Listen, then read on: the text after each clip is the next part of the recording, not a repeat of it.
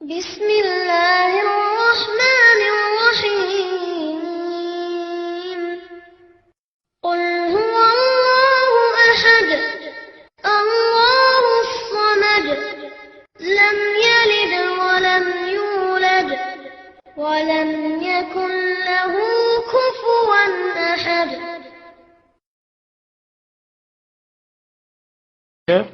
பரக்கத்துகளையும் குர்ஆனுடைய அந்த நன்மைகள் அடைகிறதுக்குரிய ஒன்றுதான் சூரத் இக்லாஸ் அதிகமாக வருகிறது. சூரத் இக்லாஸ் சிஃபத்துர் ரஹ்மான், அல்லாஹுடைய சிஃபத், அல்லாஹ் பற்றி சொல்லப்பட்டது. சிஃப்லனா ரப்புக், ரப்பை பற்றி எங்களுக்கு சொல்லி காட்டுங்க, தங்கத்தாலையா வெள்ளியாலையா பித்தளையாலையா இரும்பாலையா செய்யப்பட்டவங்க ரப்பு என்று கேட்ட நேரத்தில் தான் அப்படியெல்லாம் இந்த அற்பத்தனமான வர்ணனைக்குரியவன் இல்லை அல்லாஹ். அல்லாஹ் அவன் இப்படிப்பட்டவன் என்று அல்லாஹை பற்றி அறிமுகப்படுத்தின ஒரு சூரத்து தான் குல் ஹுவல்லாஹு அஹத் அல்லாஹு ஸமத் லம் யலித் வலம் யூலத் வலம் யகுல் லஹு குஃபுவன் அஹத். இதை ஒரு தரம் ஓதுனா அவருக்கு ரஹ்மத் செய்யப்படும், 2 தரம் ஓதுனா அந்த வீட்டுக்கு ரஹ்மத் கிடைக்கும், 4 தரம் ஓதுனா பக்கத்து வீட்டுக்கு அந்த ரஹ்மத் போய் சேரும், 10 தரம் ஓதுனா சுவர்க்கத்தில் தங்கத்தால் ஒரு மாளிகை கட்டி கொடுக்கப்படும். அப்போ உமரத்தில் சொன்னாங்க, இதன் நுக்சிர், அப்போ நாங்கள் அதிகமாக ஓதலாமே என்று நபி ஸல்லல்லாஹு அலைஹி சொன்னாங்க. வல்லாஹு அவ்ஸா மின்ஹு, அல்லாஹ் இதை விட விசாலமாக கொடுக்கக்கூடியவன் சொன்னாங்க. என்ன கொடுப்பான்? 100 தடவை ஓதுனா 50 வருஷத்துக்கு பாவம் மன்னிக்கப்படும், 200 தடவை ஓதுனா 100 வருஷத்துக்கு பாவம் மன்னிக்கப்படும், 1000 தடவை ஓதுனா அவர் உடமை நரக நெருப்பை விட்டும் ஹராமாக்கப்படும் சொல்லி. அபூதர் தான் பக்கத்தில் இருந்தாங்க, இந்த ரசூலுல்லாஹ் அவங்க ஜிப்ரீல் அலைஹிஸ்ஸலாம் பக்கத்தில் இருந்தாங்க. அப்போ அபூதர் வழியத்தில் முன்னால் போய் கொண்டு இருந்தாங்க. அப்போ நபி ஸல்லல்லாஹு கேட்டாங்க ஜிப்ரீல்கிட்ட, இவர் யாருன்னு தெரியுமாண்டு. ஜிப்ரீல் ஸல்லல்லாஹு சொன்னாங்க, ஹுவ ஆரஃப ஃபி ஸமா, அவர் வானத்தில் ஃபேமஸ் ஆனாருன்னு சொன்னாங்க. எப்படி வானத்தில் ஃபேமஸ் ஆகிட்டார்? அவருடைய சூரத் இக்லாஸ் ஒவ்வொரு நாளைக்கும் வந்து கொண்டே இருக்குது ஆயிரக்கணக்கில், அதை கொண்டு வானத்தில் ஃபேமஸ் ஆகிட்டார். உலகத்தில் ஒவ்வொரு ஆக்களும் தன்னை ஃபேமஸ் ஆகி கொள்றதுக்கு ஒவ்வொரு வழியை தேடிக்கொண்டிருக்கிறாங்க. நன்மை செஞ்சு ஃபேமஸ் ஆகும், அப்படி இல்லாட்டி ஒரு பாவத்தை செஞ்சு நன்மை ஃபேமஸ் ஆகும்னு சொல்லி, அது மனிதனுடைய இயல்பு. அப்படி நல்லவர்கள் நல்ல விஷயம் செஞ்சு ஃபேமஸ் ஆகிறாங்க, கெட்டவர்கள் கீழ்த்தரமான வேலை செஞ்சு ஃபேமஸ் ஆகிறாங்க. ஆனால் வானத்தில் ஃபேமஸ் சூரத் இக்லாஸ் அவருக்கு ஏற்படுத்தி கொடுத்துருக்கு. அப்போ இதுக்கு ஏராளமான சிறப்புகள் சொல்லப்பட்டுச்சு. ஹதீஸில் ஒரு பைஹக்கியில் பதிவு செய்யப்பட்டிருக்குது. அபூ ஹுரைரா ரிவாயத்து, ஃபஜ்ர் தொழுததுக்கு பின்னால் 12 தடவை யார் சூரத் இக்லாஸ் ஓதுவாங்களோ பூமியில சிறந்த மனிதராக கருதப்படுவார். அன்றைய பாவம் செய்யாட்டி, அன்றைய நாள் அவர் பாவத்தை விட பாதுகாத்து கொண்டால் அந்த பூமியிலே அல்லாஹ்வுடைய சிறந்த ஆளாக கருதப்படுவாராம். அதேபோல கன்சுல் உம்மாவில் வரக்கூடிய பதிவு இப்னு அப்பாஸ் தான் அறிவிக்கிறாங்க, ஒவ்வொரு தொழுகைக்கு பின்னாலேயும் ஒரு தடவை இந்த குல் ஹுவல்லாஹ் ஓதினா அல்லாஹ் சந்தோஷம் அடைகிறான், அவர் அல்லாஹ் மன்னிச்சிடறான். அப்புறம் இப்போ அசாக்கிரில் வருது பதிவு அலியத்தை அறிவிக்கிறாங்க, ஃபஜ்ருக்கு பின்னால் 10 தடவை தொழுத உடனே எதையும் பேசாமலுக்கு ஓதுனா அவருக்கு ஷைத்தானிலிருந்து பாதுகாப்பு கிடைக்குது, பாவத்திலிருந்து தப்புறார். அதாவது தப்சீர் துருன் மன்சூரில் பதிவு செய்யப்பட்டு இப்போ நம்பாஸ் அறிவிக்கிறாங்க, இந்த குல் ஹுவல்லாஹ் சூரத்தை 200 தடவை 4 ரக்காத் தொழுகையில் ஓதுறது. ஒவ்வொரு ரக்காத்திலையும் 50 தடவை சூரத் ஃபாத்திஹாவுக்கு பின்னால் 50 தடவை ஓதுறது. சின்ன பிள்ளைகள் சொல்லுறாங்க, ஹிஃப்து செய்கிற ஒரு சின்ன பொம்பளை பிள்ளை 6ஆம் ஆண்டு படிக்கிற பிள்ளை வீட்டை தொழுவுதுண்டு அவங்க அப்பா சொல்றாரு, என்ன 200 குல் ஹுவல்லாஹ் சூரத்தை ஓதி தொழுவு. அந்த பிள்ளை ஓதுதான் ஒவ்வொரு நாளைக்கும் 200 தடவை குல் ஹுவல்லாஹ் சூரத்தை ஓதி 4 ரக்காத் தொழுவுது நஃபில்.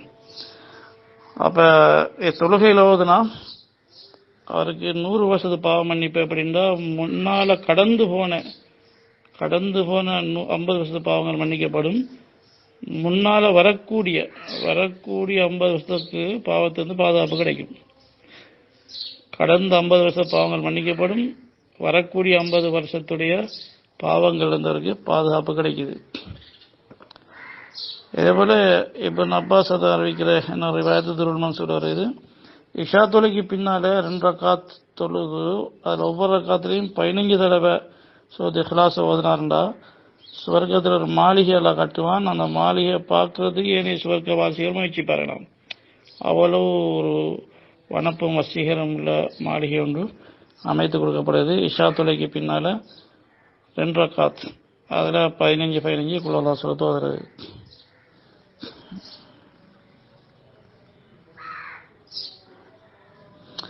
அப்புறம் அனசரதான் அறிவிக்கிறாங்க,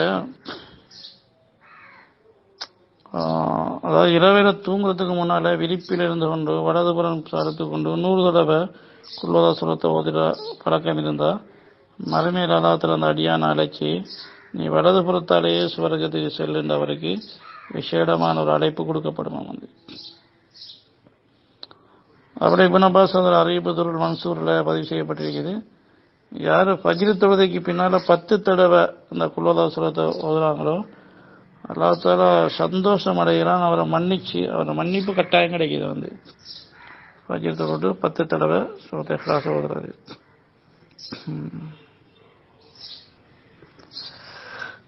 மாஷா அல்லாஹ். அடிப்படையில் இந்த அமல்களை இன்றைக்கு செஞ்சோளுங்க வளமையாக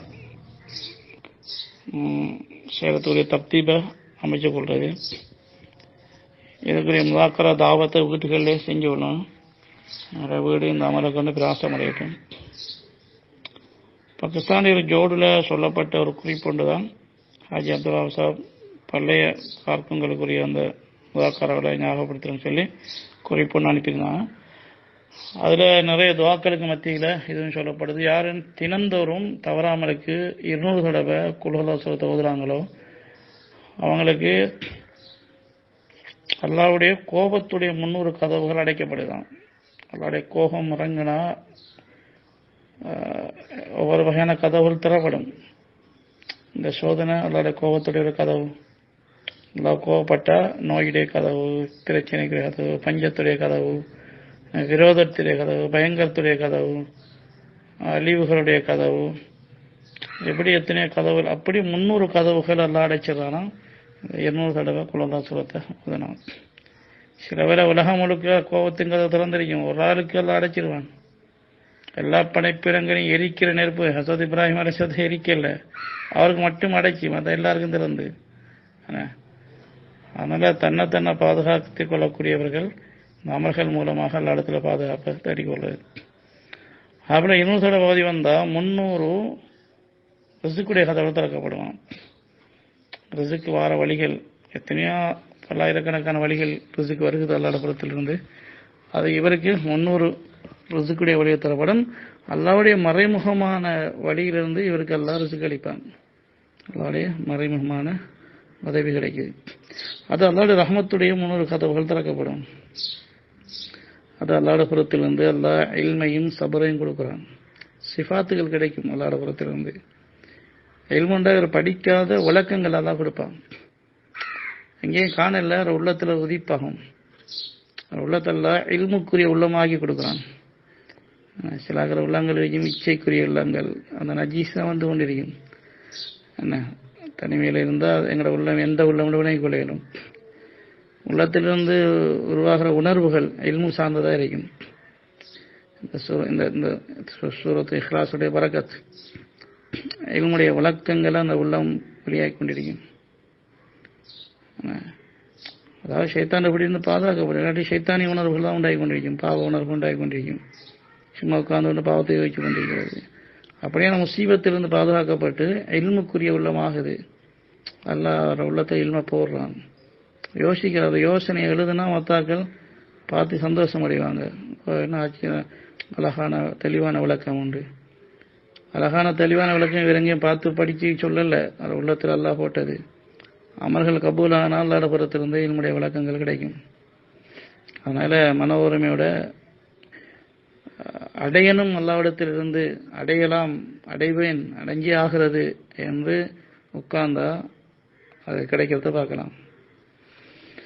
அதுபோல சுவர்க்கத்தில் இவருக்கு முத்து, மாணிக்கம், வைரூரியம், மரகதம் இவைகளாலான மாளிகைகள் அமைத்து கொடுக்கப்படும்.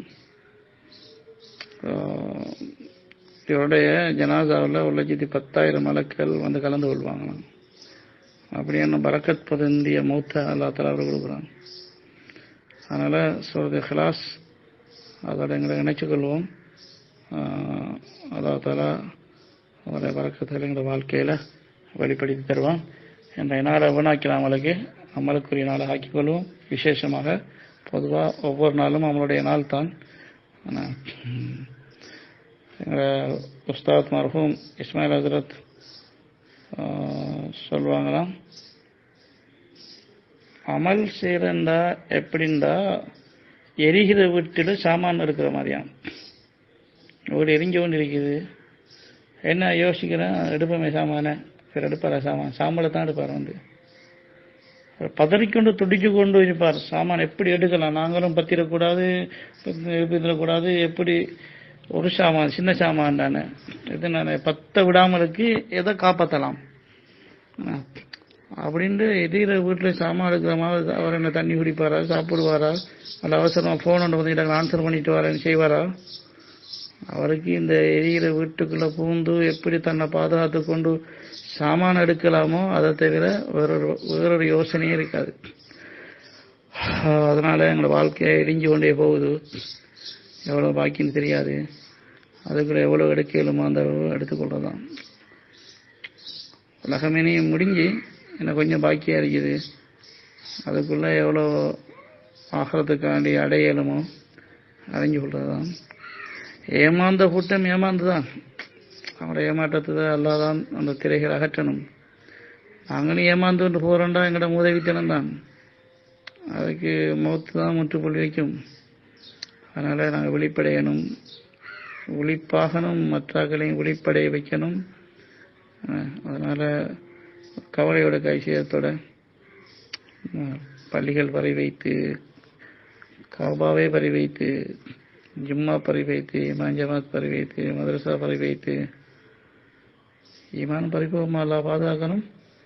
அமலும் பறி வைத்து அமல் எல்லாம் இப்போ என்ன மிஞ்சமாக இருக்குது, பறிப்போனதெல்லாம் பறிச்செடுக்கிறதுக்குத்தான் தௌபா மட்டும் மிச்சமாக இருக்கு எங்கள்கிட்ட.